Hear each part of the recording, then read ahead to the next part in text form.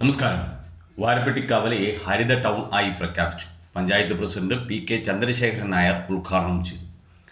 വൃത്തിയുള്ള വാരപ്പെട്ടി എന്ന ലക്ഷ്യം കൈവരിക്കാനായി മാലിന്യമുക്ത നവകേരളം പദ്ധതിയോടനുബന്ധിച്ച് നിരവധി കർമ്മ പദ്ധതികൾ നടപ്പിലാക്കി വരുന്നുണ്ടെന്നും ഇതിന്റെ ഭാഗമായിട്ടാണ് വാരപ്പെട്ടി കവലയെ ഹരിതം ടൗണായി പ്രഖ്യാപിച്ചതെന്നും അദ്ദേഹം പറഞ്ഞു. വൈസ് പ്രസിഡന്റ് ബിന്ദു ശശി അധ്യക്ഷത വഹിച്ചു.